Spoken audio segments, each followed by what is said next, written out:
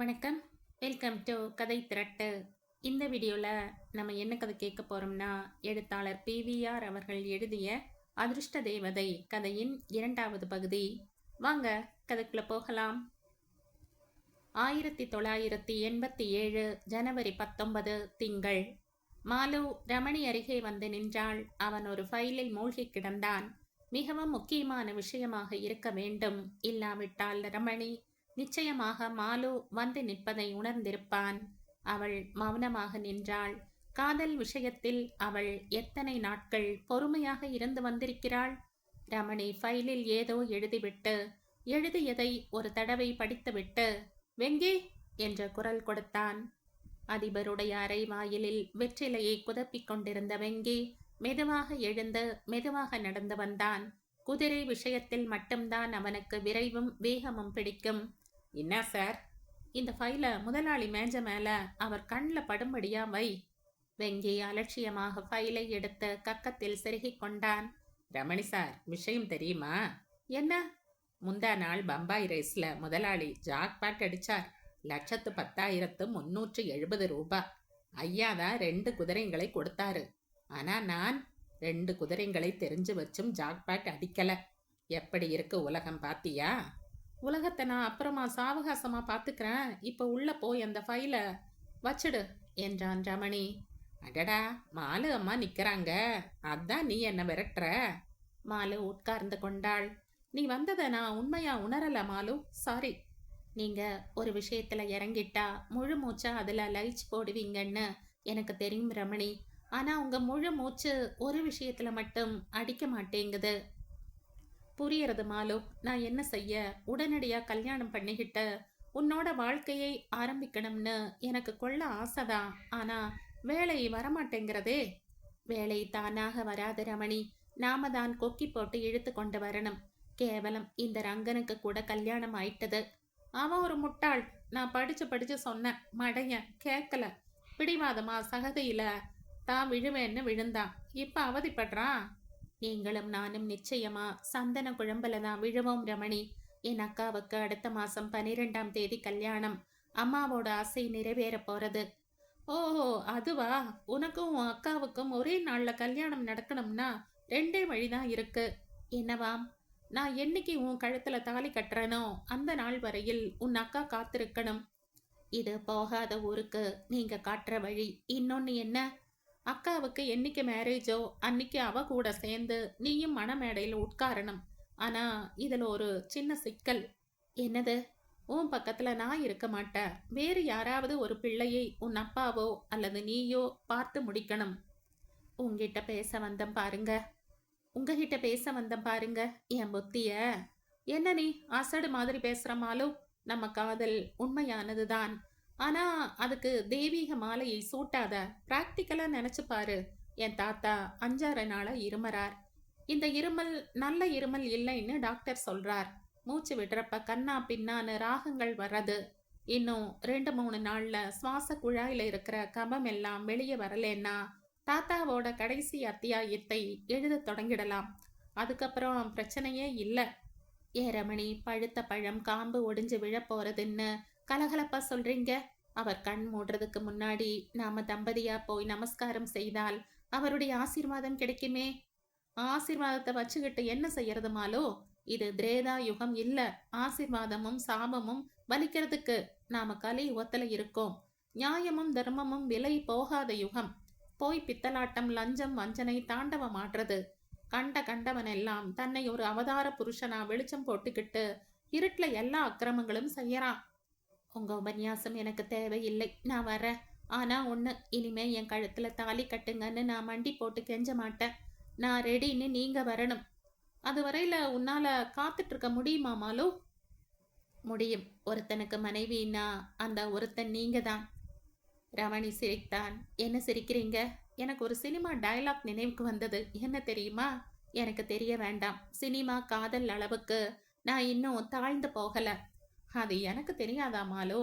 இருந்தாலும் சொல்றேன். மணந்தால் மகாதேவி, இல்லையேல் மரணதேவி. எப்படி?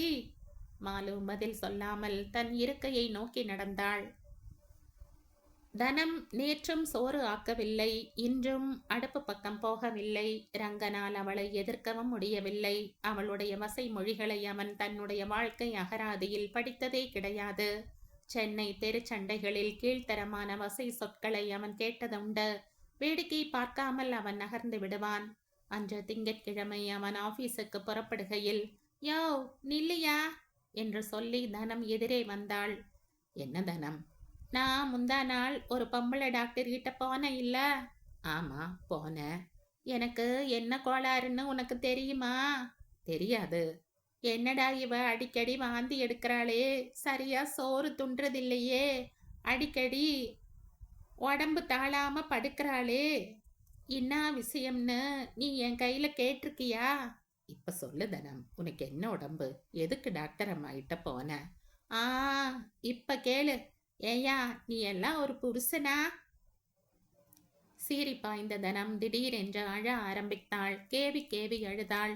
ரங்கனிடம் இரக்க உணர்ச்சி பெருகவில்லை என்றாலும் அழுகையை அடக்க வேண்டும் என்று தோன்றியது. அழாத தனம், டாக்டர் அம்மா என்ன சொன்னாங்க? தனம் கேவலை கீழ் ஸ்தாயிக்கு கொண்டு போனாள். இன்னும் 7-8 நாளுக்குள்ள ஆப்ரேஷன் செஞ்சாகணுமாம். இல்லாட்டி இல்லாட்டி நான் செத்து போடுவேனா? ஏயா நான் உன் பொஞ்சாது இல்ல? உனக்கு நான் ஒரு குழந்தை பெத்து தர வேணாம்? நான் செத்து போடணும்னு நீ நினைக்கிறியா? இல்லை தானா, சத்தியமா இல்லை. என்ன ஆப்ரேஷன்னு டாக்டர் அம்மா சொன்னாங்க? என் வவுத்துல ஒரு சின்ன கட்டி வளருதாம். அது பெருசானா வவுரே வெடிச்சிடுமா. ஐயோ நீ சாகக்கூடாது தனம். நான் இன்னைக்கே உன் அப்பாவை பார்த்து விஷயத்த சொல்லிடுறேன். அந்த துப்பு கட்ட மனுஷன் கையில எதுக்குயா சொல்லணும்? அது ஒரு செல்லா காசு கொடுக்காது. காது வச்சா அப்பலாம் ஆப்ரேஷனை முடிச்சுப்போம். ரொம்ப செலவாகுமா தனம்? டாக்டர் அம்மா நல்ல அம்மா. முந்தா நாள் என் கையில துட்டு கூட கேட்கல. மற்ற டாக்டர்னா 2000 ஆகும்பாங்க. அவங்க நல்லவங்க. 1000 ரூபாய் போதும்னாங்க. முந்தின நாள் ராத்திரி போவணுமாம். மற்ற நாள் சாயங்காலம் வீட்டுக்கு அனுப்பிச்சிடுவாங்களாம். 1000? அதுக்கு மேலே 100 200 ஆகலாம். மருந்து செலவு, ஆட்டோ செலவு இதெல்லாம் இருக்குது இல்ல? யோ நீ என்ன செய்கிற? ஒரு 1200 ரூபாய் கொண்டா. ரங்கன் மௌனமாக நகர்ந்தான். யோ பணம் இல்லாட்டி ஆப்ரேஷன் இல்லாட்டி உன் பொஞ்சாதி உசிர் இல்லை. இதை மறந்துடாத. ரங்கன் பதில் கூறாமல் வெளியேறினான். ரங்கன் குழந்து தன்னை நோக்கி வருவதைக் கண்ட ரமணி தனக்குள் சிரித்து கொண்டான். தனம் அவனை என்ன பாடுபடுத்தி வருகிறாள் என்பதை ரங்கன் வாய் வார்த்தையாக சொல்லாமலே அவன் அறிவான். ரங்கனாக பேச்சை ஆரம்பிக்கட்டும் என்று ரமணி ஏதோ ஒரு ஃபைலை எடுத்து பிரித்தான். ரமணி சார். ரங்கனுடைய குரலில் சோகம் இல்லை, கெஞ்சல் ஒலித்தது. என்ன ரங்கா, என்ன வேணும்? பணம். நினைச்சேன். 1200. போன மாசம் வரை 10 பைசா 20 பைசான்னு கணக்கு பார்த்து செலவழிச்சவன் இப்போ 1000 எடுத்து வீசுற? ரொம்ப முக்கியமான செலவு ரமணி சார். உன் பெண்டாட்டிக்கு தானே? ரங்கன் தலையாட்டினான். இத பாரு, போன மாசம் கல்யாணம் ஆன உடனே வீட்டு வாடகை, மளிகை சாமான், அப்புறம் தனத்துக்கு துணிமணின்னு 1000 எடுத்த. அப்புறம் தனம் காதுக்கு ஜிமிக்கி வேணும்னா, காலுக்கு கொலுசு வேணும்னான்னு 700 எடுத்த. இப்ப 1200. எதுக்கு? உன் கணக்குல 3000 சொச்சம் தானே இருக்கு. அவளுக்கு ஆப்ரேஷன் செய்யணும். ஆப்ரேஷனா? தனத்துக்கா? ஆமா. எங்க மூளையிலையா? ரமணியின் நையாண்டியை பொருட்படுத்தாமல், வயிற்றுல ஏதோ கட்டி வளர்ந்திருக்கா, அதை எடுத்துடணுமா என்றான் ரங்கன். அவ சொன்னாளா? டாக்டர் அம்மா சொன்னாங்களாம். ஆப்ரேஷன் செய்யாம போனா என்ன ஆகுமாம் ரங்கா? அதையும் தனம் சொல்லி இருப்பாளே. சொன்ன, கட்டி வளர்ந்துட்டே போகுமாம், பெருசாகுமாம், அப்புறம் வயிறு வெடிச்சு செத்து போயிடுவாளாம். ரமணி வாய்விட்டு சிரித்தான். நீ வடிகட்டின முட்டாள் ரங்கா, உன்னை அவன் அண்ணா ஏமாத்திட்டு வரா. இல்லைங்க ரமணி சார், கொஞ்ச நாளாவே அவ அடிக்கடி வாந்தி எடுக்கிறா, சரியா சாப்பிட்றதில்ல, சுருண்டு சுருண்டு படுக்கிறா. எனக்கு பயமா இருக்கு. என்ன பயம்? பெண்டாட்டி அம்பேல் ஆயிடுவான்னா? உங்களுக்கு எல்லாம் விளையாட்டா இருக்கு ரமணி சார். ஏண்டா ரங்கா, தெரியாமத்தான் கேட்குறேன். இந்த பஜாரி தானம் செத்து போனா உனக்கு என்ன நஷ்டம்? வேற ஒருத்தி வருவா. இப்படியெல்லாம் பேசாதீங்க ரமணி சார்.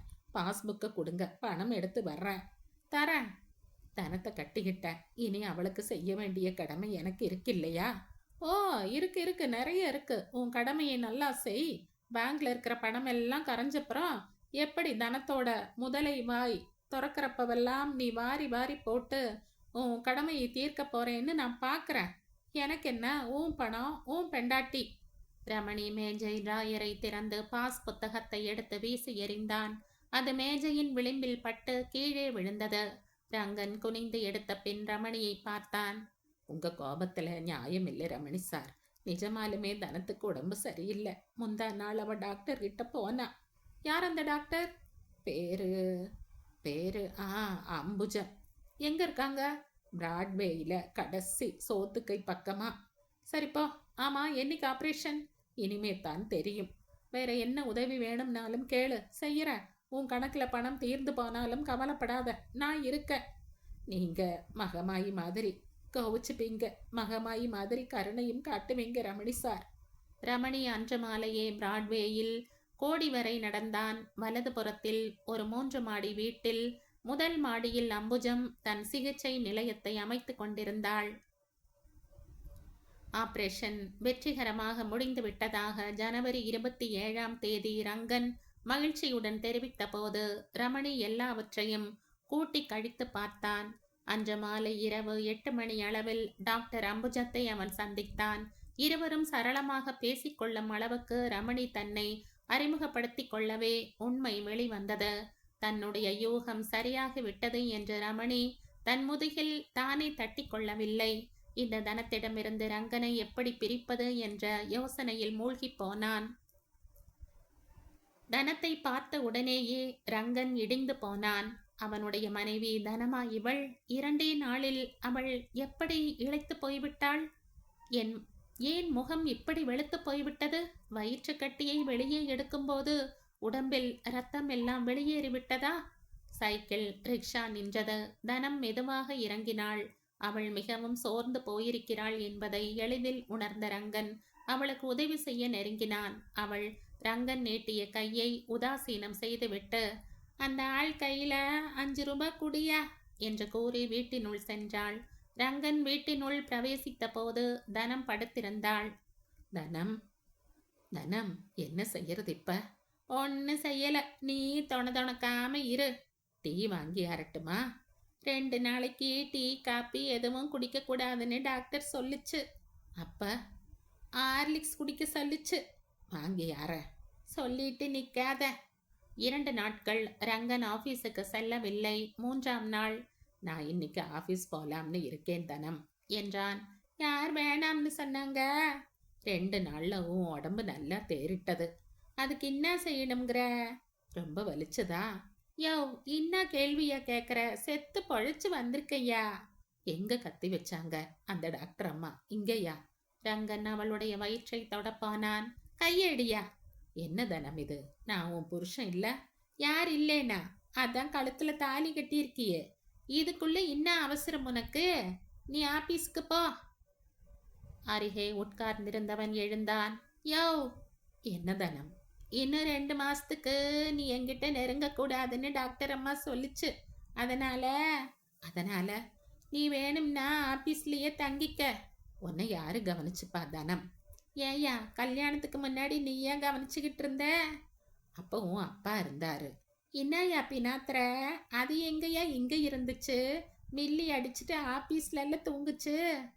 என்ன பதில் சொல்வது என்று ரங்கனுக்கு புரியவில்லை. அவன் மௌனமாய் நகர்ந்தான். யோ, திரும்பி பார்த்தான். என் அப்பங்கையில இத பத்தி சொல்லாத. சொல்லக்கூடாதா? சொல்ல வேணாம், அது ஒரு மாதிரி மறுபடியும் வீட்டுக்கே வந்துடும். சரி, சொல்லல. சாயங்காலம் வருவேல்ல? நீதான் வர வேணாம். நீயே யார் அப்படி சொன்னாங்க? 2 மாசம் நீ பொறுத்துக்கணும், அவ்வளோதான். சரி. ஆபீஸ்ல இருந்து வரும்போது ஒரு 500 ரூபாய் பணம் எடுத்தா? பணமா? இப்ப பேங்க்ல பணம் 100 200 தான் இருக்கும். அப்ப கடன் வாங்கு. யார்கிட்ட வாங்குறது தனம்? அதான் ஒரு ஐயரு நம்ம கல்யாணத்துக்கு வந்து என்னை பார்த்து பல்ல கடிச்சுது, அது கையில கேளு. அவர் பேரு ரமணி தனம். என்ன இளவானா எனக்கு என்ன? அவரு ரொம்ப நல்லவர் தனம். அவரு தான் என்னை ஒரு ஆளா மாத்தினவரு. அவர் இல்லாட்டி நான் என்னைக்கோ. சர்தான் நிறுத்தியா? புலம்பாத, எனக்கு பணம் வேணும். சொல்லிட்ட. ஆமா. ரங்கன் பதில் சொல்லாமல் வெளியேறினான். தனத்தை அவன் தன் மனைவியாக நினைத்து பார்க்க முடியவில்லை. ரமணி கூறிய அறிவுரைகள் இப்போது கால தாமதமாக மண்டையில் அடித்தன. அவன் ஆபீஸை அடைந்தான். நரகத்தில் இருந்து சொர்க்கத்துக்கு வந்து விட்டதான பிரம்மை ஏனோ அவனுள் பிறந்தது. தன்னை நோக்கி புன்முறுவலுடன் வரும் மாலுவை கண்டபோது ரமணிக்கு அவள் சொன்ன வார்த்தைகள் நினைவுக்கு வந்தன. இரண்டாவது நல்ல செய்தியை அவள் கூறிய நாளில் இருந்து அசையாத நம்பிக்கை கொண்டிருக்கிறாள். விரைவில் அவனை மனம் செய்து கொண்டு வாழ்க்கையை ஆரம்பிக்க துடிக்கிறாள். ஆனால் அவன் தயாரில்லையே. அவனுடைய தாத்தா இன்னும் மண்டையை போடவில்லையே. அவர் தாமதம் செய்ய செய்ய நிலத்தின் விலை ஏறிக்கொண்டே போகும். 3 பிள்ளைகளுக்கும் 3 பெண்களுக்கும் அவருடைய சொத்து பிரிக்கப்படும். வீட்டுக்கும் நிலத்துக்கும் ஒரு விலையை ரமணி நிர்ணயித்து பணமாக அள்ளிவிட்டால் அதன் பிறகு ஒரு பிரச்சனையும் இராது. ஆனால் பணத்துக்கு அவன் எங்கே போவான்? நிறுவன அதிபர் ரமேஷ் சாண்டில்யாவிடம் லட்சம் லட்சமாக கொட்டி கிடக்கிறது. ஒரு வியாபார பிரேரணையாக அவன் ரமேஷிடம் பேசினால் பணம் கிடைக்க வாய்ப்பு இருக்கிறது. யோசிக்க வேண்டிய விஷயம். ஆனால் இப்போதே சிந்தித்து சிந்தித்து மண்டையை புண்ணாக்கிக் கொள்வதில் என்ன புண்ணியம்? தாத்தாவுக்கு அவன் நெய்ப்பந்தம் பிடித்த பிறகுதானே அவன் எதையும் சாதித்து கொள்ள முடியும். எப்போது நெய் வாங்குவான்? எப்போது பந்தம் பிடிப்பான்? என்ன ஐயா ரொம்ப ஆழமா எதையோ நினைச்சிட்டு இருக்கார் போல இருக்கு. வா மாலு, உட்கார். என்ன ரமணி, எது பத்தி யோசனை செஞ்சிட்டு இருந்தீங்க? நம்ம கல்யாணம் பத்தி. நிஜமாவா ரமணி? இதுல கூடவா நான் போய் சொல்லணும் மாலு? அப்போ என் அக்கா கல்யாணத்தன்னைக்கு? நோ, அது முடியாது மாலு. 2 பெண்களோட கல்யாணமும் ஒரே நாள்ல நடக்கணும்னு உன் அம்மா ஆசைப்படுறதுக்காக என்னால அவசரப்பட முடியாது. கொஞ்சம் வெயிட் பண்ணு. கொஞ்சம்னா நேத்து ராத்திரி கூட தாத்தா ரொம்ப இருமினார். புரியுறது ரமணி. காஃபி சாப்பிட்றியா? தோ ரங்கன் வரான், வாங்கிட்டு வர சொல்ல போறேன். ஆமா, ஏன் 2 நாளா ரங்கன் வரலை? கல்யாணமானதும் ஹனிமூன் போகல, இப்ப போயிட்டு வந்தானா? ரங்கன் எதிரே வந்து நின்றான். மாலு அவனை பார்த்து சிரித்தாள். ஏமா சிரிக்கிறீங்க என்று ரங்கன் கேட்டான். ஏன் சிரிக்கப்படாத ரங்கா? அது சரி, உன் மனைவி எப்படி இருக்கா? உன் வாய்க்கு பிடிச்சதை ஆக்கி போடுறாளா? ரமணி சார், காப்பி வாங்கி அரட்டுமா? 2 கப் ஸ்ட்ராங். அவன் வெளியேறியதும், மாலு இனிமே ரங்கங்கிட்ட அவன் பெண்டாட்டிய பத்தி எதுவுமே கேட்காத என்றான் ரமணி. ஏனாம்? அவன் சோகமா இருக்கான். ஏனாம்? மனைவி அமைவதெல்லாம் தெரியும், கடவுள் கொடுத்த வரம். ரங்க ஏன் சந்தோஷமா இல்ல? சமயம் வர்றப்ப சொல்றேன். காஃபி வந்தது. ரமணியும் மாலுவும் குடித்த பின், மாலு 2 முக்கியமான லெட்டர் வந்திருக்கு, அது சம்பந்தமான ஃபைல்களை எடுத்து வை, நான் ஒரு 10 நிமிஷத்துல வந்துடுறேன் என்று சொல்லி ரமணி எழுந்தான். எங்க போறீங்க? அவன் பதில் கூறாமல் ஹாலை விட்டு வெளியேறினான். ரங்கன் உட்கார்ந்திருக்கும் இடத்தை கடக்கையில், ரங்கா வெளியே வா என்றான். இருவரும் ஆபீஸ் கட்டடத்துக்கு அடுத்தாற்போல் உள்ள வெட்ட வெளியில் சந்தித்து கொண்டார்கள். தனம் எப்படி இருக்கா? ஆபரேஷன் முடிஞ்சு வீட்டுக்கு வந்தாச்சு. தெரியும். இப்ப எப்படி இருக்கா? தெம்பா இருக்கா. 500 ரூபாய் பணம் வேணும்னா. எதுக்கு? சொல்லல. கொடுக்க போறியா? என் கணக்குல எவ்வளவு மிச்சம் இருக்குன்னு கூட எனக்கு தெரியாது ரமணி சார். அந்த கவலை உனக்கு எதுக்கு ரங்கா? கொடுக்க போறியா? வீண் செலவு செய்யறா ரமணி சார். அடாவடித்தனமா பேசுறா. என்ன மதிக்க மாட்டேங்கிறா. ஏன் தெரியுமா ரங்கா? தெரியாது சார். ஒருவேளை நான் குள்ளமா வழுக்கை தலையோட இருக்கிறது அவளுக்கு பிடிக்கலையோ என்னமோ. ஆனா அப்படியும் படல. பிடிக்காம இருந்தா என்னை ஏன் அவ கல்யாணம் பண்ணிட்டு இருக்கணும்? நான் சொன்னப்போ உன் மண்டையில ஏறல. பிடிவாதமா அவ கழுத்துல தாலியை கட்டின. அவன் உன் பணத்துக்காக தாண்டா கட்டிக்கிட்டா உன்ன. இப்ப பணமும் இல்ல. யார் சொன்னா? உன் பிக்சட் டெபாசிட்ல 6000 இருக்கு. அதுல இருந்து கொஞ்சம் எடுக்க முடியுமா ரமணி சார்? ஓ முடியும். கடனா வாங்கிக்கலாம். என்ன சொல்ற? பணம் வாங்கி தரட்டுமா? அவகிட்ட கொண்டு போய் கொடுக்கறியா? ரங்கன் யோசித்தான். உண்மையாகவே வாயை கட்டி வயிற்றை கட்டி சேர்த்து வைத்த பணம் இது இருப்பது இதுவரையில் தனத்துக்கு தெரியாது. ரங்கா. என்ன ரமணி சார்? உன் பெண்டாட்டி பணம் கேட்கறத நிறுத்த மாட்டா. ஆனா உன்னால நிறுத்தாம கொடுத்துட்டே இருக்க முடியுமா? நன்னா யோசிச்சு பாரு. ஒரே குழப்பமா இருக்கு ரமணி சார். அப்ப நான் சொல்றத கேளு. சொல்லுங்க. பணம் கொடுக்கறத நிறுத்து. வீட்டு வாடகை, மளிகை சாமான் இதுகளுக்கெல்லாம் நீயே மாசம் கொடு. அவ கை செலவுக்கு 10 20 கொடு. நீ கண்டிப்பா இருந்தா நாளடைவில் உன்னை அவ புரிஞ்சுப்பா. அப்புறம் உன்னை விட்டு போயிடுவா. சார், ரமணி சார் என்ன சொல்றீங்க? யார்கிட்ட பணம் கறக்கலாம்னு அவ பரப்பான்னு சொல்ல வரேன். சார், ரமணி சார், என் பெண்டாட்டி தனத்தை பத்தி இப்படி கேவலமா பேசுறீங்களே, இது உங்களுக்கே அடுக்குமா? அடுக்கும் ரங்கா, நல்லாவே அடுக்கும். சரி, இப்ப நீ ஆபீஸ்க்கு போ. நான் ஒரு வேலையை ஒருத்தரை பார்க்கணும். நீ போ. சொல்லிவிட்டு ரமணி நகர்ந்தான். ரங்கனுக்கு வாய் விட்டு அழ வேண்டும் போல இருந்தது. கால்கள் பின்ன அவன் ஆபீஸை நோக்கி மெதுவாக நடந்தான். அவனை கண்டதும் சுகந்தியின் வாய் சும்மா இருக்கவில்லை. என்ன ரங்கா, அழுதியா என்று கேட்டாள். அவன் பதில் கூறவில்லை. என்கிட்ட கூட சொல்லக்கூடாதா ரங்கா? நான் மனசு நொந்து போயிருக்க சுகந்தி அம்மா. அதான் உன் மகமே சொல்றதே. என்ன பிரச்சனை சொல்லு, என்னால முடிஞ்சா தீர்த்து வைக்கிற. தீர போற பிரச்சனை இல்ல சுகந்தி அம்மா. அப்படின்னா? ரமணி சாருக்கு என் பேர்ல கோபம். நான் செய்யறதெல்லாம் தப்புன்னு மண்டையில அடிக்கிறாரு. ஏன், என்ன சொன்னார்? அவர் தானே உனக்கு எல்லாம். உனக்கு கஷ்டம்னா அவர் பொல பொலன்னு கண்ணீர் கொட்டுவாரே. அது உண்மைதான். ஆனா என் பெண்டாட்டியை பத்தி பேசினாலே அவருக்கு பத்துக்கிட்டு வர்றது. ஏன், என்னாச்சு? என் பணம் எல்லாம் கரைஞ்சு போச்சு சுகந்தி அம்மா. இப்ப 500 ரூபாய் கொண்டான்னு அவ சொல்றா. எதுக்கு 500 ரூபாய்? தெரியல. 4 நாள் முன்னாடிதான் ஆப்ரேஷனுக்குன்னு 1200 ரூபாய் கொடுத்தேன். ஆப்ரேஷன்? என்ன ஆப்ரேஷன்? வவுத்துல கட்டியாம்.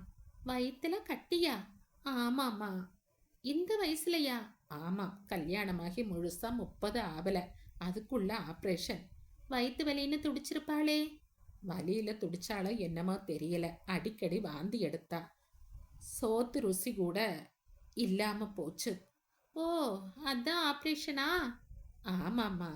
இனிமே நீ கவலையே பட வேண்டாம் ரங்கா. அவளுக்கு வாந்தி நின்னு போயிருக்கும். நீ ஏன் பாரு, கொஞ்ச நாள்ல சோத்தையும் குழம்பையும் ஒரு பிடி பிடிப்பா. அவ வயித்துல கட்டி வந்தா அது அவ தப்பா சுகந்தி அம்மா? யார் சொன்னா?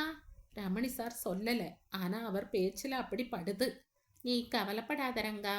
நீ இப்ப சொன்ன வயிற்று கட்டி என்னன்னு எனக்கு புரிஞ்சு போச்சு. இது பொம்பளைங்க சமாச்சாரம். நீ கவலைய விடு. அவனுடைய புண்பட்ட நெஞ்சுக்கு தேன் தடவுவது போல இருந்தன சுகந்தியின் வார்த்தைகள். மனசும் ஒருவாறு தேறிற்று. ஆனால் அன்று வீட்டை நோக்கி செல்லும் போது திடீரென்று பயம் கவ்விக்கொண்டது. 500 ரூபாய் பணத்துடன் அவன் செல்லவில்லையே. தனம் சும்மா இருப்பாளா? சீறி விழுவாளே, குதறி எடுப்பாளே. அவனுடைய அதிர்ஷ்டம் அவன் வீட்டை அடைந்த போது தனம் அங்கே இல்லை. தற்காலிகமாக அவன் மனம் சமாதானம் அடைந்தது. தனம் ஓரிரு வினாடிகள் ஆடிப்போனாள்.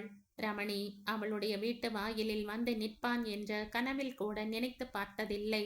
ரங்கன் ஆபீஸில் இருக்கும்போது இவன் என்ன காரணமாய் இங்கே வர வேண்டும்? அவளுடைய நெஞ்சு குற்ற உணர்வில் படபடப்பது போல படபடத்தாலும் இயல்பான முரட்டுத்தனத்தில் வாங்கய்யா, உள்ள வாங்க என்றாள்.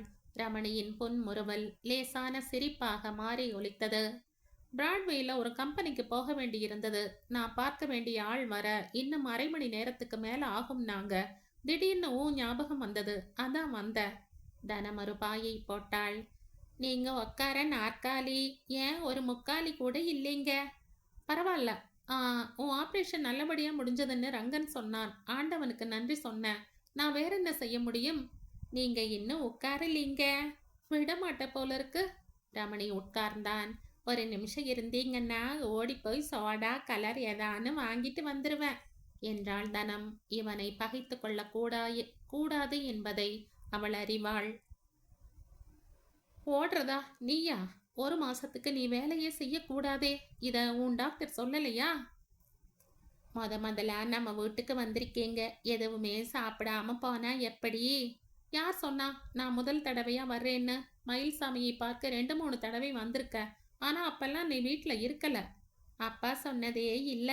சரி, அதை விடு தனம். ரங்கம் எப்படி இருக்கான்? உன்னைத்தான் கட்டிப்பேன்னு ஒத்த கால்ல நின்னான். உடம்புல நன்னா சதை பிடிக்கட்டும், அப்புறம் பார்க்கலாம்னு புத்தி சொன்னேன். அவன் கேட்கல.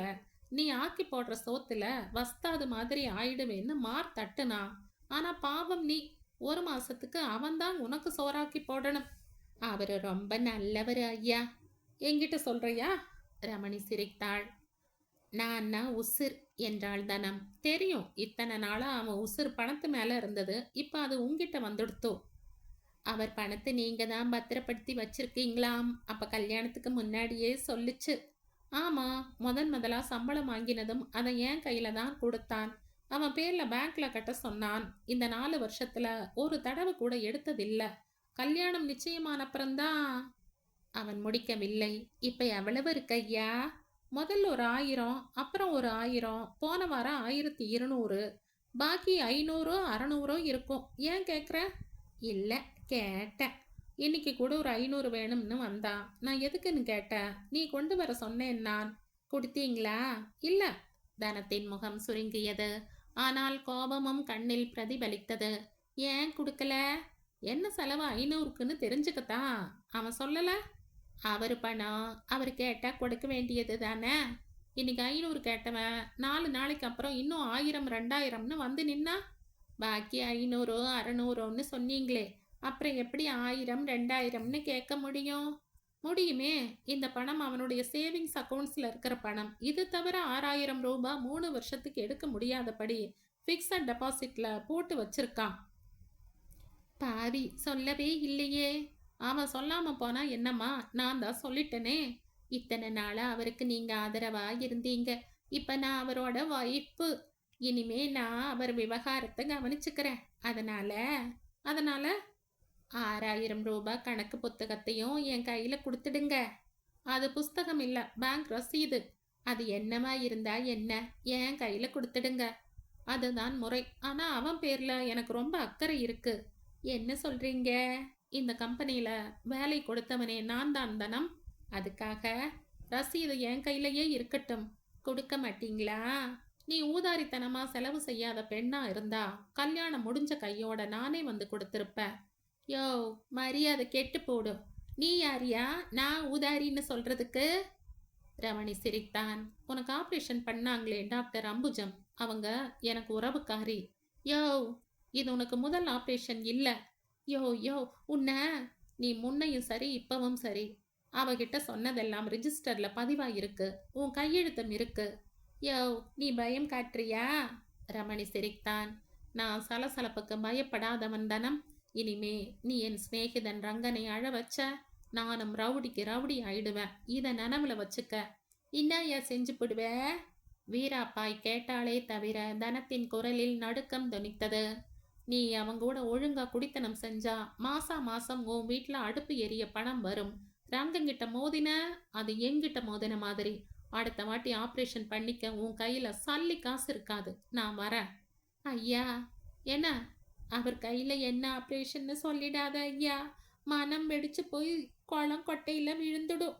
நீ ஒழுங்கா இருந்தா சத்தியமா சொல்ல மாட்டேன். அது சரி, உனக்கு எதுக்கு 500 ரூபாய்? தனம் பதில் கூறவில்லை. திடீரென ஒரு பொய்யும் உதயமாகவில்லை. இந்த 100 ரூபாய் டானிக் கிணிக் வாங்கி சாப்பிட்டுட்டு உடம்ப தேத்திக்க. ரங்கனையும் கவனிச்சுக்க. அவள் பதில் பேசாமல் பணத்தை வாங்கி கொண்டாள். இரவு 8 மணிக்கு கதவு தட்டப்படும் ஓசை கேட்க ரங்கன் பீதியுடன் எழுந்து கதவை திறந்தான். தனம் அவனை கிழிக்கப் போகிறாள் என்ற எண்ணம் பயமாக மோதி கையை நடுங்க வைத்தது. யோ, என்னையா அப்படி பார்க்குற? எல்லாம் ஹோட்டல்ல இருந்து வாங்கியாந்த. என்னால தான் உனக்கு சோறாக்கி போட முடியல. நீ என்னதான் தும்ப, இத பிடி. அவள் கொடுத்த பையை ரங்கன் வாங்கி கொண்டான். தன் கண்களையும் காதுகளையும் கூட அவனால் நம்ப முடியவில்லை. அவன் மனைவி தனமா இது? பிரியாணி, பரோட்டா, குர்மா எல்லாம் வாங்கியாந்திருக்க. உனக்கு 5-6 நாளுக்கு நான் ரொட்டியும் ஹார்லிக்ஸும் தான் சாப்பிடலாம்னு டாக்டர் அம்மா சொல்லி இருக்காங்க. அதான் ரொட்டி மட்டும் வாங்கியாந்த. குந்தியா போடுறேன். அவன் உட்கார்ந்தான். தனம், இன்னாயா? என்னால நீ கேட்ட 500 ரூபாய் பணம் கொண்டு வர முடியல. பணம் கிடக்குதியா, நீ துண்ணு. இதுக்கெல்லாம் ஏது பணம் தனம்? ஏயா, நீ எவ்வளவு என் கையில கொடுத்துருக்க? நான் எல்லாத்தையுமா செலவழிச்சேன். 100 ரூபாய் இருந்துச்சு. நீ ஆசையா புதன்கிழமை பேப்பர் வாங்குவிய, அதுவும் வாங்கியாந்த. பேப்பரை முதல்ல பார்க்குறேன் தனம். முடியாது, பரோட்டா ஜூடா இருக்கு. நீயும் நானும் சேர்ந்து சாப்பிடலாம். ரங்கனால் அவளுடைய பேச்சை தட்ட முடியவில்லை. ஹரியானா, ராஜஸ்தான் லாட்டரி முடிவுகள் இன்றைய தினசரியில் வெளியாகி இருக்கும். அவனுக்கு எங்கே பரிசு விழுந்திருக்க போகிறது? சாப்பிட்ட பிறகு பார்த்து கொண்டால் போகிறது. அதைவிட பெரிய அதிர்ஷ்டமாய் தனம் இதுவரையில் காட்டியிராத அன்பை பொழிகிறாள். அவளுக்கு மட்டும் ஆபரேஷன் நடந்திராவிட்டால் இன்று இரவு எவ்வளவு ஆனந்தமாக இருந்திருக்கும். ஒரு பரோட்டாவை சாப்பிடுவதற்குள் வயிறு கனத்தது. தனம், என்ன ஐயா? பிரியாணி கெட்டு போகாதில்ல, நாளைக்கு சாப்பிட்டுக்கிறேன். ஏய்யா? இதை துண்ணு தண்ணி குடிச்சதுல வயிறு கம்முன்னு ஆயிடுச்சு. ஓ இஷ்டம். தனம் ரொட்டியை ஹார்லிக்ஸில் முக்கி எடுத்து சாப்பிடலானாள். அன்றைய மாலை தினசரியை பிரித்து பார்ப்பதற்கு முன் ரங்கன் தன்னுடைய பெட்டியை திறந்து டைரியை எடுத்தான். இன்னாயா பாக்குற? ஒண்ணுமில்ல தனம், லாட்டரி சீட்டு நம்பரை எல்லாம் இதுல தான் ரமணி குறிச்சு கொடுப்பார். நீ லாட்டரி சீட்டு வாங்கியிருக்கியா? 5 வருஷமா வாங்குறேன். பிரைஸ் அடிச்சிருக்கியா? ஒரு வாட்டி கூட ஒரு 50 ரூபாய் பரிசு கூட விழுந்ததில்லை. நமக்கெல்லாம் விழாதியா, அதுக்கு தனி ராசி வேணும். 5 வருஷம் முன்னாடி கும்பகோணத்துல ஒரு கிளி ஜோசியன் சொன்னான், நான் பணக்காரன் ஆவேன்னு. யோ, நீ என்ன ஆளியா? 10 பைசா கொடுத்தா அந்த ஆளு கிளிக்கு நெல்லையோ பொரியையோ கொடுப்பான். அது 10-12 சீட்ல ஒரு சீட்டை இழுக்கும். அதை இவன் ராகத்தோட படிப்பா. ஒரு அளவும் புரியாது. எனக்கு புரிய வச்சான். கொஞ்சம் இரு தனம். ராஜஸ்தான் லாட்ரி நம்பர் ஏபி 298765 இரு, பேப்பரை பார்க்குறேன். ராஜஸ்தான் லாட்ரி. தனம் தனம், இதை பாரு தனம், 25 லட்சம் ரூபாய் விழுந்திருக்கு. பிரைஸ் அடிச்சிட்டேன் தனம். யோ, சரியா பாரியா? நீயே பாரு. தோ பேப்பர்ல வந்த நம்பர் ஏபி 298765 இங்க பாரு, டைரியில ரமணி சார் குறிச்சு கொடுத்த நம்பர். ஆமா, 2 ஒரே நம்பரா இருக்கு. இப்ப டிக்கெட் எடு, அதையும் பார்த்துடலாம். டிக்கெட் ரமணி சார் கையில் இல்ல இருக்கு. அந்த ஆள் கையிலையா? ஆமா தனம், நான் வாங்குற எல்லா டிக்கெட்டையும் அவர் தான் பத்திரமா வச்சுப்பாரு. அடப்பாவி, ஏன் தனம், அந்த ஆள் உன்னை ஏமாத்திட்டா? என்ன பேச்சு பேசுற தனம்? அவர் எனக்கு கடவுள் மாதிரி. கடவுள் கூட பணம்னா ஏமாத்திடும்யா. அது சரி, 25 லட்சம்னா எவ்வளவு? எனக்கே தெரியல தனம். ரமணி சார் சொன்னாதான் புரியும். நாளைக்கு ஆபீஸ் போனதும் அவரை விட்டு லாட்டரி சீட்டை பணம் ஆக்கிடலாம். யோ, இன்னாயா நீ விவரங்கட்ட ஆளா இருக்க? இப்பவே அந்த ஆள் வீட்டுக்கு ஓடியா, டிக்கெட்டை வாங்கியாயா? வேணாம் தனம், அவர் ஏமாத்த மாட்டாரு, நல்லவரு.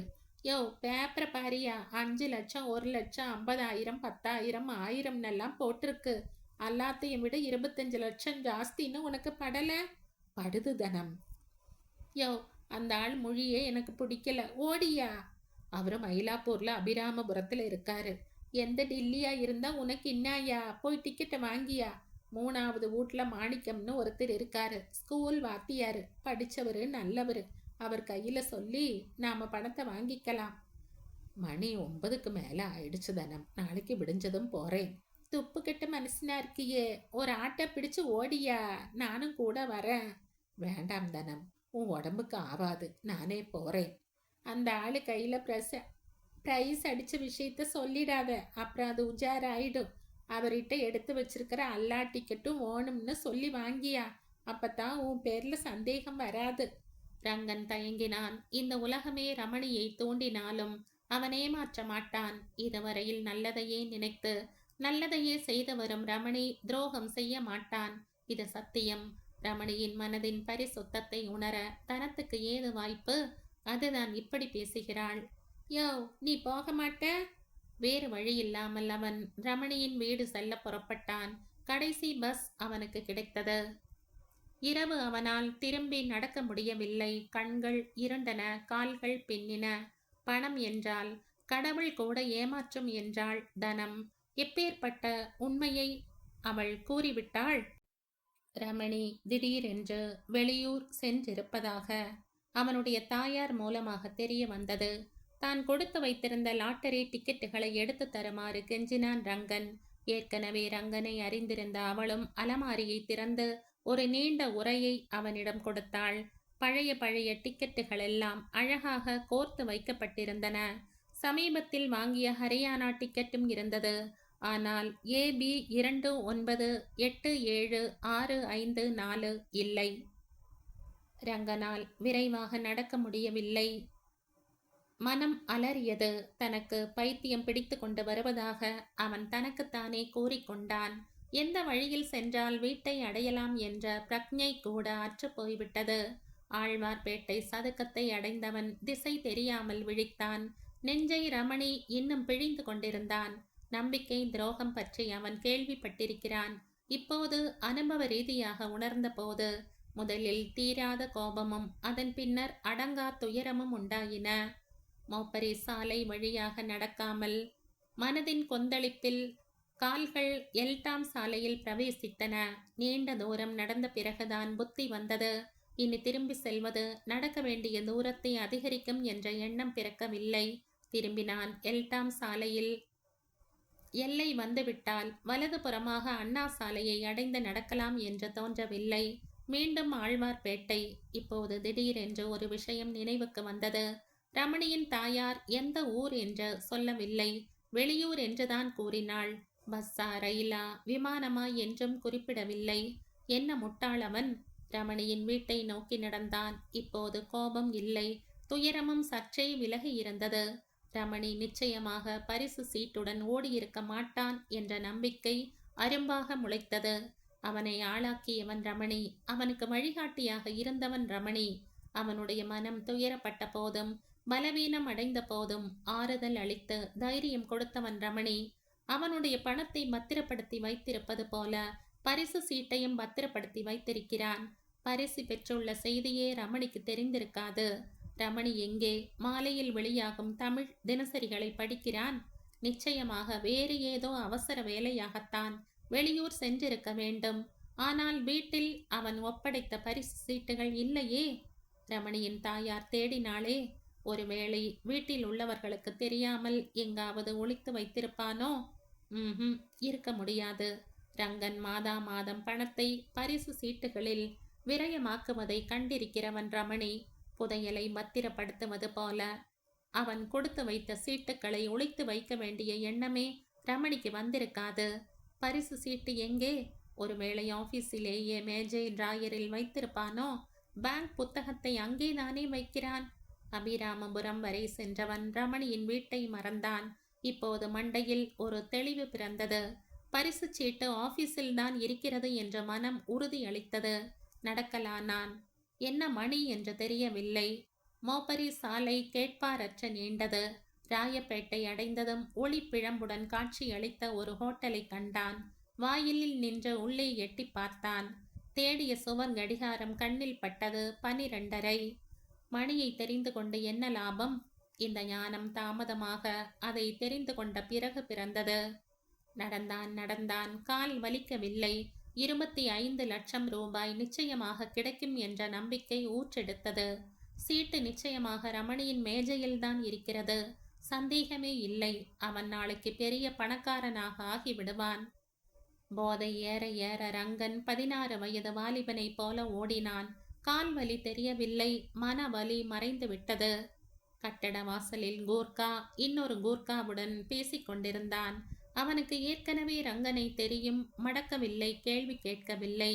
ஆபீஸ் கதவு உள் பக்கமாக பூட்டப்பட்டிருந்தது. தட்டினான், திறக்கப்படவில்லை. மயிலு, கதவை தொற, ரங்க வந்திருக்க. பதில் இல்லை. கதவின் மீது காதை வைத்து பார்த்தான். பயங்கரமான குரட்டை ஒலிதான் கேட்டது.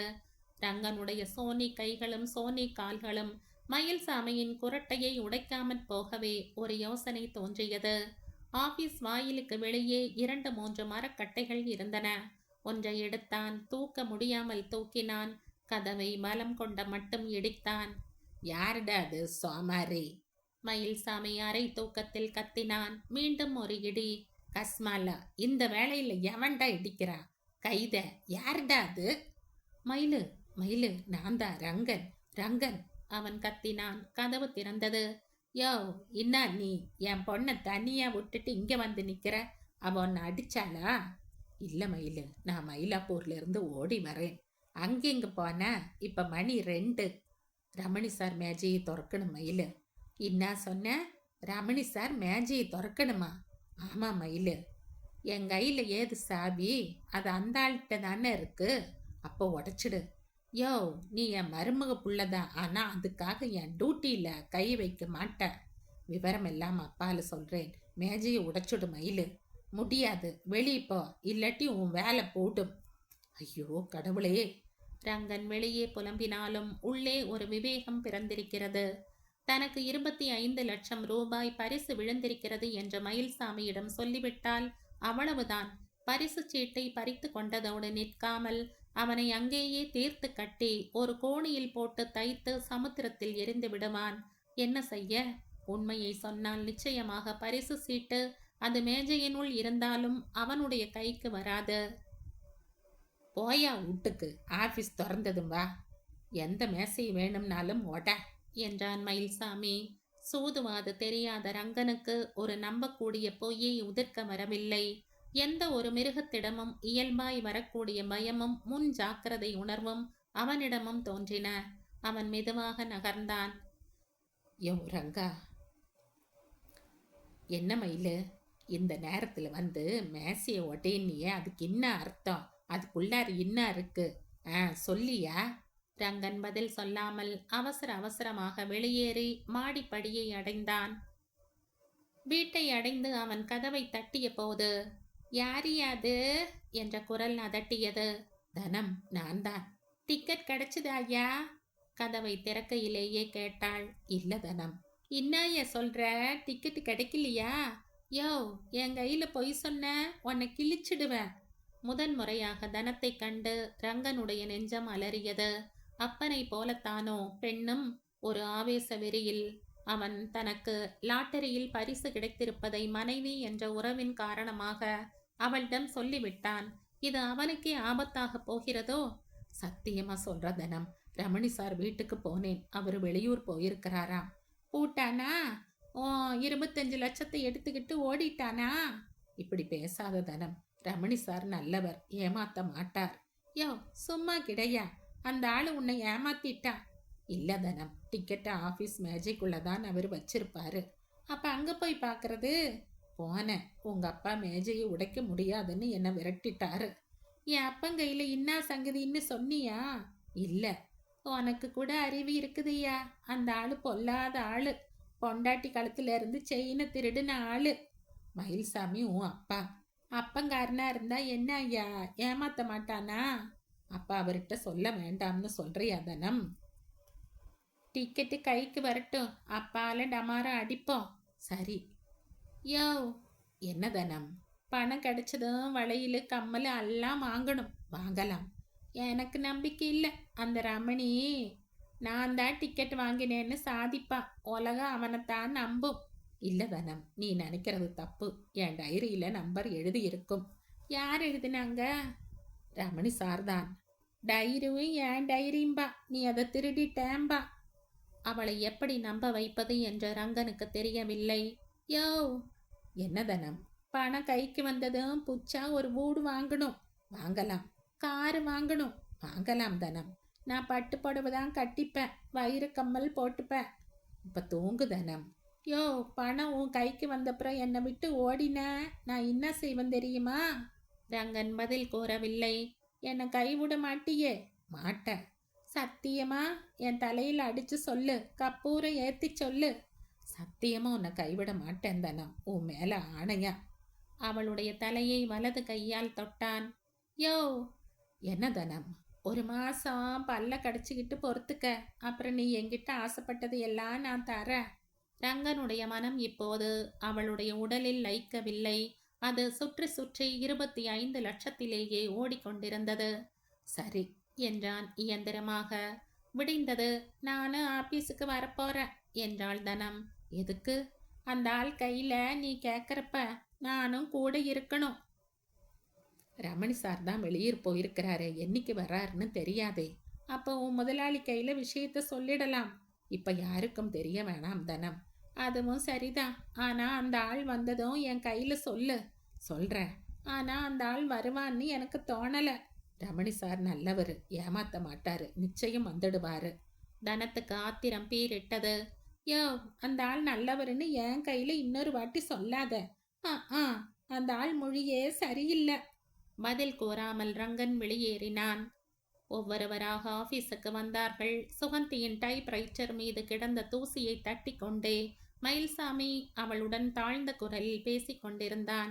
சுகந்தியை ஒரு தனிப்பட்ட முறையில் மயில்சாமி கவனித்துக் கொள்வது ஆபீஸ் முழுவதும் அறிந்ததுதான். ஆனால் இன்று அவன் தாழ்ந்த குரலில் பேசியது ரங்கனுக்கு சங்கடமாக இருந்தது. 10 மணிக்கு மாலு வந்தாள். வணக்கம் மாலு அம்மா. என்ன ரங்கா, என்னைக்கும் இல்லாம நான் வந்ததுமே என்கிட்ட வர? ரமணி சார் என்னைக்கு வராரு? என்ன கேட்ட? ரமணி சார் என்னைக்கு வராரா? ஆமா, அவர் எங்க போயிருக்கார்? வெளியூர்னு வீட்டில் சொன்னாங்க. உங்ககிட்ட சொல்லாம இருக்க மாட்டேறேன்னு கேட்டேன்.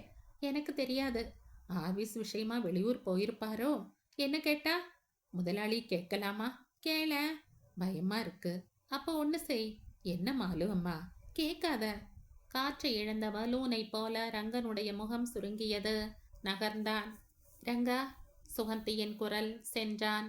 என்ன ரங்கா, எப்படி இருக்க? இருக்கேன். என்ன உன் முகம் எப்படியோ இருக்கு? கண்ணு ரெண்டும் சிவப்பா பொங்கி கிடக்கு. ராத்திரி முழுக்க தூங்கலையா? ரங்கன் மந்தனாக இருந்தாலும் கேள்வியின் அர்த்தம் புரிந்து விட்டது. மயில்சாமி முந்தின இரவு நடந்ததை சுகந்தியிடம் கூறியிருக்கிறான். அவன்தானே அவனுக்கு அவ்வப்போது 5ம் 10ம் கைமாற்று கொடுக்கிறாள். தோ பாரு ரங்கா, மாலு டெலிபோன்ல சிரிக்க சிரிக்க பேசுறா. நிச்சயமா ரமணியத்தான் இருக்கும். மறுகணம் ரங்கன் ரமணியின் மேஜை அருகே டெலிபோன் மூலமாக உறவாடி கொண்டிருக்கும் மாலுவிடம் ஓடினாள்.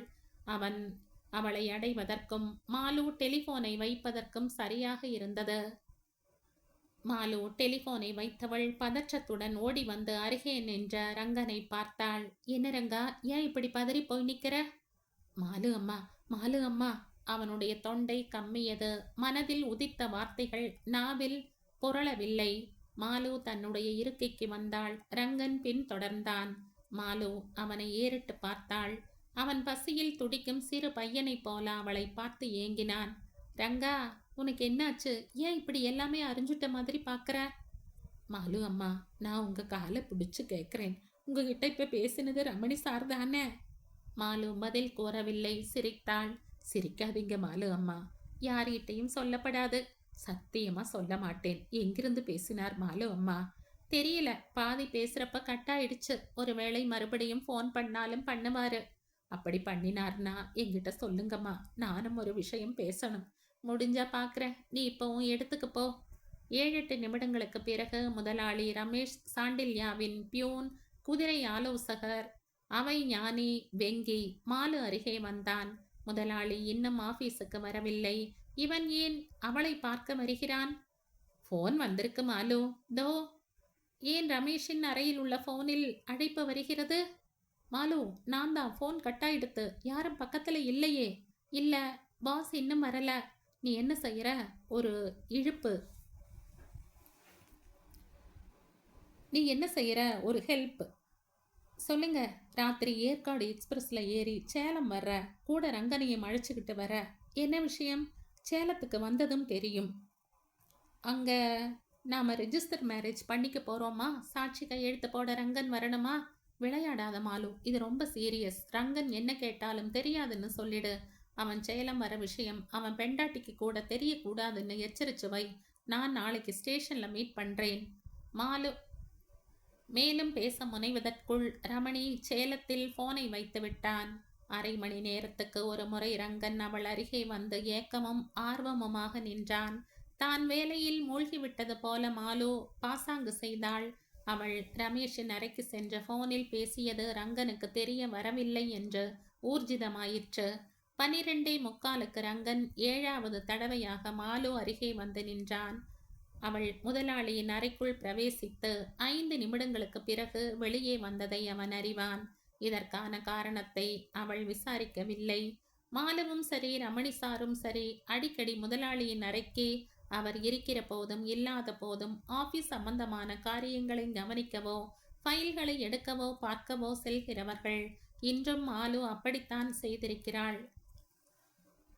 ரங்கா, என்ன மாலு அம்மா? திடீரென ஒரு நம்பிக்கை துளிர் விட்டது. என் வீடு தெரியும் இல்லையா? தெரியும். ராத்திரி 9 மணிக்கு நீ என் வீட்டுக்கு வர்ற.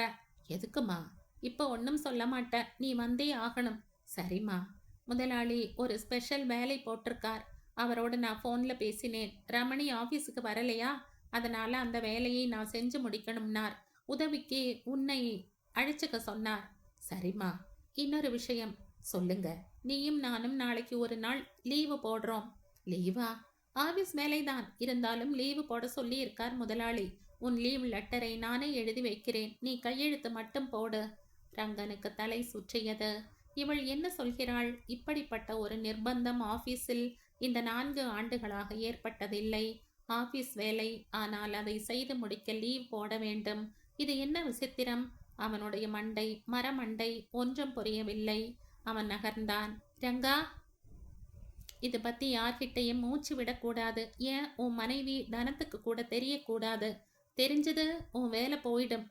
ஏற்கனவே லாட்டரி சீட்டு அவன் கையில் இருந்ததால் மாலுவின் இந்த பயமுறுத்தலுக்கு அவன் பணிந்திருக்க மாட்டான். பணமே வராதோ என்கிற பயம் அவனை கவ்வி கொண்டாகிவிட்டது.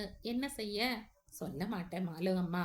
9 மணி, எதுக்கும் மாத்து சட்டை பேண்டோட வா. தனம் கேட்டா ஆபீஸ் காரியமா வெளியூர் போறதா சொல்லி சமாளி. ரங்கன் தலையை மட்டும் அசைத்துவிட்டு மௌனமாக தன் இருக்கைக்கு திரும்பினான். டைபிஸ்ட் சுகந்தி அவனுக்காக காத்திருந்தாள். என்ன ரங்கா, பேசுறதுக்கு ரமணி இல்லையேன்னு மாலு உன்கிட்ட பேசிட்டு இருந்தாளா? ரங்கன் பதில் கூறாமல் மௌனமாய் உட்கார்ந்தான். என்ன சொல்றா அவ? சுகந்தியை அவன் ஏறிட்டு கூட பார்க்கவில்லை. அவனுக்கு சாதுரியமாக பேசவோ பொய் சொல்லவோ வராது. உண்மையை வெளியிடவும் முடியாத நிலை. ரங்கன் என்ன செய்வான்? சிலை போல உட்கார்ந்திருந்தான். மாலை 5:30 மணிக்கு ஆபீஸ் காலியாகியது. மயில்சாமி வருவதைக் கண்ட ரங்கன் அவனுடைய பார்வையில் இருந்து ஒதுங்கி சுகந்தியின் பீரோவுக்கு அருகே நின்றான். மயில்சாமி அவனை கவனிக்காமல் முதலாளியின் அறையை பூட்ட சென்றான். அவசர அவசரமாக மாடிப்படியில் இறங்கி நடந்த ரங்கன் சாலையின் பிளாட்பாரத்துக்கு வந்ததும் நின்றான். வீட்டுக்கு சென்று மாற்று உடைகளுடன் புறப்பட்டு மாலுவை 9 மணிக்கு சந்திக்க வேண்டும் என்று திட்டமிட்டிருந்தவன் இப்போது திடீரென மனம் மாறினான். வீட்டுக்கு சென்றால் தனம் அவனை புரட்டி புரட்டி எடுப்பாள். லாட்டரி சீட்டை ஏன் கொண்டு வரவில்லை என்று அவன் மீது பாய்வாள். அவன் வெளியே சொல்வதையும் தடுப்பாள். சரியாக 9 மணிக்கு அவன் மாலுவின் வீட்டில் இல்லை என்றால் என்னென்ன விபரீதங்கள் உண்டாகுமோ? மனம் ரமணிக்கு சென்றது. ரமணி சார் நல்லவர். அவருக்கு நிச்சயமாக லாட்டரியில் முதற் பரிசு விழுந்தது தெரிந்திருக்காது. தெரிந்திருந்தால் வெளியூர் புறப்படுவதை ஒத்தி போட்டுவிட்டு டிக்கெட்டுடன் அவனுடைய வீட்டுக்கு வந்திருப்பார். திடீரென்று ஒரு புதுவித நம்பிக்கையும் உண்டாகியது. இது ஆபீஸ் வேலை இல்லை. மாலு ரமணியின் ஏற்பாடு காரணமாகத்தான் அவனை வர சொல்லி இருக்க வேண்டும். ரமணி சார்தான் அவளுடன் டெலிபோனில் பேசியிருக்கிறார். இதை அவளே சொல்லிவிட்டாள். இதனால் வரை மாலு ரங்கனை மனிதனாக மதித்து பேசியதில்லை. ஏளனம் செய்வதே அவளுடைய பொழுதுபோக்கு. அவனை நையாண்டி செய்வதில் ஒரு தனி உற்சாகம். இப்படிப்பட்ட பெண் அவனை தன் வீட்டுக்கு இரவு 9 மணிக்கு வர சொல்கிறாள் என்றால் என்ன அர்த்தம்? முதலாளி எப்படி ஒரு பெண்ணிடம் முக்கியமான வேலையை ஒப்படைப்பார்? உண்மையாகவே ஒரு முக்கியமான வேலை இருந்தால் ரமணி இல்லாத போது நெய்ரோஸ்ட் கிச்சாமியிடம்தானே ஒப்படைக்க வேண்டும்.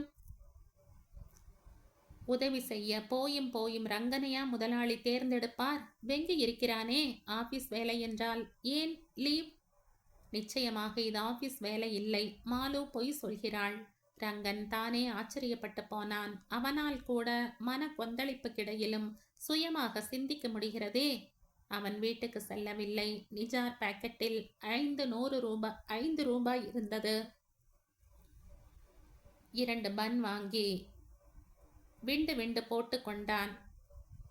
உலர்ந்து போன துண்டுகள் லேசில் இறங்கவில்லை. ஒவ்வொரு துண்டையும் ஒரு வாய் தண்ணீரால் மூழ்கடித்து தொண்டையில் இறக்கினான். டீயை குடித்த பிறகுதான் ஆஸ்வாசம் ஏற்பட்டது. டி நகரில் வசிக்கும் மாலுவின் வீட்டை அடைந்த போது இரவு மணி 8:45. அடிபட்ட புலியைப் போல தனம் தனக்குத்தானே உருமிக் கொண்டிருந்தாள். ஏன் அவளுடைய சோனி சோப்லாங்கி இன்னும் ஆபீஸில் இருந்து திரும்பவில்லை? எங்கே போய்விட்டான்? அந்த பாழாய் போகிற ரமணி வீட்டுக்கு லாட்டரி சீட்டை வாங்க போய்விட்டானோ? டிக்கெட் இருந்தாலும் அவன் கொடுக்கவா போகிறான்? இந்த சோப்லாங்கியின் தலையில் மிளகாய்தான் அரைத்து அனுப்ப போகிறான். முட்டாள். யாரை நம்புவது, யாரை நம்பக்கூடாது என்று கூட இந்த செக்கு மாட்டுக்கு தெரியவில்லையே. அவளுடைய முட்டாள் புருஷன் 25 லட்சம் ரூபாய் லாட்டரி சீட்டை ரமணியிடம் ஒப்படைத்திருக்கிறானே. ஆவேசத்துக்கிடையில் ரமணி அவளை தேடி வீட்டுக்கு வந்த காட்சியும் கண்முன் தோன்றியது. ஒரு கணம் பயத்தில் அடிவயிறு சுருங்கி வலித்தது. லேடி டாக்டர் அம்புஜம் தனக்கு உறவுக்காரி என்றான் அவன். என்ன ஆபரேஷன் என்று தனக்கு தெரியும் என்று சொல்லாமல் சொன்னான். ரங்கனை மிரட்டி பணம் பறிக்க முயன்றால் தான் சும்மா இருக்கப் போவதில்லை என்று பயமுறுத்தினான். கடைசியில் செலவுக்கு 100 ரூபாயும் கொடுத்துவிட்டு போனான். தனத்துக்கு எதிர்ப்பதா பயப்படுவதா என்று கூட தெரியவில்லை.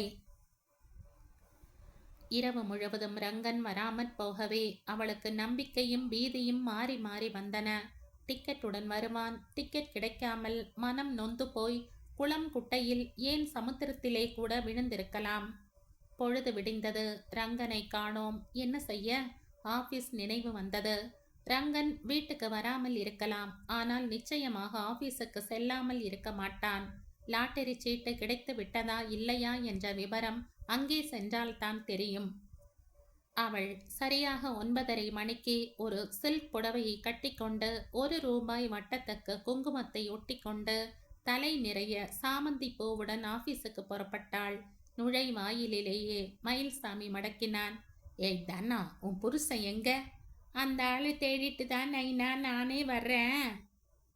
என்ன சொல்ற கைத? வீட்டுக்கு வரல. மெய்யாலுமா? பொய்யா சொல்ற நைனா? நீ பொய் சொல்ற பொறுக்கிதானே? மயில்சாமி சத்தம் போடாமல் பேசு என்றாள் சுகந்தி. பிறகு, ஓ, நீ ரங்கன் பெண்டாட்டி இல்ல என்றாள். அப்பனை விட்டுவிட்டு தனம் சுகந்தி அருகே வந்தாள். ஆமாம் கண்ணு, நீ சுகந்தி பொண்ணுதானே? சுகந்தி இல்ல, சுகந்தி. ஆமா, நீ எங்க இங்க வந்த? நேத்துல இருந்து என் புருஷன் வீட்டுக்கே வரல சுகந்தி. ஏன், உன் மேல கோபமா? ஆ, கோபமா? என் புருஷனுக்கு எப்படி கோபிச்சுக்கிறதுன்னு கூட தெரியாது. உன் புருஷனும் ரமணியும் தோஸ்து. ரமணியை கேட்டா தெரியும். ஆனா அவரும் 2 நாளா ஆபீஸ்க்கு வரல. ஏன் நிக்கிற? உட்காரு. இந்த புடவை உனக்கு ரொம்ப அழகா இருக்கு. மெய்யாலுமா? ஆமா. அது சரி, உன் அக்கா இப்ப எப்படி இருக்கா? புருஷன் கூட சௌகரியமா இருக்காளா? தனம் சிரித்தாள். எனக்கு அக்கா கிடையாது, நான் ஒரே பொண்ணு. சுகந்தி மௌனமாய் தனத்தை பார்த்தாள். தனம் ஒரே பெண்ணா? அக்கா இருப்பதும் அவளுக்கு கல்யாணம் ஆனதும் கூட ஒரு தங்கைக்கு தெரியவில்லை என்றால் என்ன அர்த்தம்? மயில்சாமி மலே ஆள். ராஸ்கல். 2 சம்சாரம்னு ஒரு தடவை கூட சொன்னதில்லை. அடுத்த தடவை கைமாற்று கேட்டு வரும்போது உண்மையை கக்க வைக்கலாம். தனத்துக்கு என்ன செய்வது என்று தெரியவில்லை. ரங்கன் ஆபீஸுக்கே வரவில்லை. அவனுடைய தோஸ்தம் இல்லை. 25 லட்சம் ரூபாய் பரிசு விழுந்திருக்கிறது என்று இப்போது பகிரங்கமாக சொல்லவும் அவளால் முடியவில்லை. சுகந்தி கண்ணே, நான் வர்றேன் என்று புறப்பட்டாள் தனம். இனிமே ஆபீஸ் பக்கம் வந்த உன் காலை ஒட்டிச்சு போட்டுவேன் என்றான் மயில்சாமி. சாத்தான் போயா என்று சொல்லிவிட்டு தனம் வெளியேறினாள். கடந்த சில மணி நேரங்களாக ரங்கன் நடந்திருந்தான். இப்போது சாலையில் மாலுவின் வீட்டின் எதிரே நீண்ட நேரமாய் நின்று கொண்டிருக்கிறான். இருப்பினும் உடல் வலியோ கால் வலியோ தெரியவில்லை. மனம்தான் வலித்தது. கடந்த சில நாட்களாக எதிர்பாராததெல்லாம் நடந்து கொண்டு வருகின்றன. அவனுடைய வாழ்க்கையை பாதிக்கும் சம்பவங்கள், நிகழ்ச்சிகள். அவனுக்கு 25 லட்சம் ரூபாய் பரிசாக விழுந்திருக்கிறது. ஆனால் லாட்டரி சீட்டு அவனிடம் இல்லை. யாரை நம்பி அதை ஒப்படைத்திருந்தானோ? அவன் ஊரிலே இல்லை. ரமணி ஏமாற்ற மாட்டான் என்ற நம்பிக்கை ஆரம்பத்தில் ஒரு தாம்பு கயிறாகத்தான் இருந்தது. ஆனால் அது மெல்ல மெல்ல மெலிந்து நைந்து போய் கொண்டிருக்கிறது. ரமணி முழுதுமா அவனை வஞ்சிக்கப் போகிறான். பாதி தொகையாவது தரலாமே. பற்பல விதமான மகிழ்ச்சி, ஆரவார எதிர்பார்ப்புகளுடன் அவன் தனத்தை கல்யாணம் செய்து கொண்டான். தாம்பத்தியம் என்ற வார்த்தைக்கு அர்த்தமே இல்லாத வாழ்வாக அமைந்து விட்டது. தனத்துக்கு ஒன்றே ஒன்றுதான் தெரியும், ரங்கனிடமிருந்து பணத்தை கறப்பது. அவளுக்கு வயிற்றில் கட்டி என்று அறிந்தபோது துடி துடித்து போனான். ரண சிகிச்சை என்று வந்தபோது பணச்செலவினால் ஏற்பட்ட மன கஷ்டத்தை விட அவளை பற்றிய பயம்தான் மேலோங்கி நின்றது. ஆனால் தனம் அவனுடைய மனதை புரிந்து கொள்ளவில்லை. அறிந்து கொள்ள இம்மையும் ஆசைப்படவில்லை. இப்படிப்பட்ட மன வாழ்க்கையையா அவன் எதிர்பார்த்தான்? இன்னொரு விஷயமும் அவனை மாட்டியது. தனத்தின் வயிற்று கட்டியை பற்றி சுகந்தியிடம் கூறிய போது அவள் விஷமமாக சிரித்தாள். ஒரு பெண் வாந்தி எடுப்பதும், தலை சுற்றி கண்கள் சிறுக படுத்திருப்பதும், உணவே வெறுத்து போவதும் மிகவும் சாதாரண விஷயங்கள் என்பதை சொல்லாமல் சொல்லி சுகந்தி சிரித்தாள். சுகந்திக்கு ஏன் இந்த விஷயத்தில் ஒரு திருப்தி? ரங்கன் துவண்டு போனான். எதிர்பார்த்த மன வாழ்க்கை கிடைக்கவில்லை. அவன் வாங்கிய லாட்டரி சீட்டுக்கு 25 லட்சம் ரூபாய் என்று அறிவிப்பு வந்திருக்கிறது. ஆனால் பணம் கிடைக்காது போலிருக்கிறது. ரமணி தன்னை ஏமாற்றி விட்டான் என்று அவனால் யாரிடம் சொல்ல முடியும்? புகார் செய்ய முடியும்? டீ காஃபி வாங்கி வர சொல்வது போல லாட்டரி சீட்டும் வாங்கி வர சொன்னேன் என்று ரமணி சொன்னால் ஊரும் உலகமும் அவனைத்தான் நம்பும். டைரியில் ரமணி தன் கைப்பட நம்பர்களை எழுதி வைத்திருக்கிறான். அந்த டைரியை ஆதாரமாகவோ சாட்சியாகவோ கொண்டு வரவும் முடியாது. என்னுடைய மேஜையை திறந்து ரங்கன் டைரியை திருடி விட்டான் என்று ரமணி கூறலாமே. இன்னொரு உண்மையும் அவனை தாக்கியது. சீட்டு வாங்கும் போதெல்லாம் கடைக்காரரிடம் ரமணியின் பெயரைத்தான் கூறியிருக்கிறான். ரமணி ஏமாற்றுகிறானா? ரமணி ஏமாற்றக்கூடியவனா? 25 ரூபாய்க்கே ஒருவன் இன்னொருவனை ஏமாற்றும் இந்த நாளில் 25 லட்சம் என்றால்? ஆனால் ரங்கன் மனதில் ஒரு சிறு ஆசை பிறந்தது. பாதி பணம் வேண்டாம், ஏன் 5 லட்சம் கூட வேண்டாம். ரமணி 1 லட்சமாவது ரங்கனுக்கு தரமாட்டானா? திடீரென்று மாலுவின் குரல் கேட்டது. ரங்கா! இத்தனை நேர சிந்தனைகளையும் ரங்கன் ஒரு நொடியில் மறந்தான். மாலு அம்மாவா? ரொம்ப நேரமா நின்னுகிட்டு இருக்கியா? நான் அப்பவே வந்துட்டேன். ஏன் உள்ள வரல? சரி சரி, மணி 9:45 தாண்டியாச்சு, வா போகலாம். அவள் கையில் ஒரு சிறு பெட்டி இருந்தது. அதை கொடுங்கம்மா, நான் தூக்கிக்கிறேன். வேண்டாம், கனம் இல்ல. ரயில் 10:45க்குத்தான், பஸ்ல போனா கூட போதும். எங்க மாலு அம்மா போறோம்? சேலத்துக்கு போறோம். ரமணி சார் அங்கதான் இருக்காரா? ஆமாம். வா, தோ 11ஆம் நம்பர் பஸ் வர்றது. மாலு விரைவாக நடந்து பஸ்ஸில் ஏற ரங்கன் ஓடினான். இந்த கதையின் தொடர்ச்சியை அடுத்த பதிவில் கேட்கலாம். நன்றி.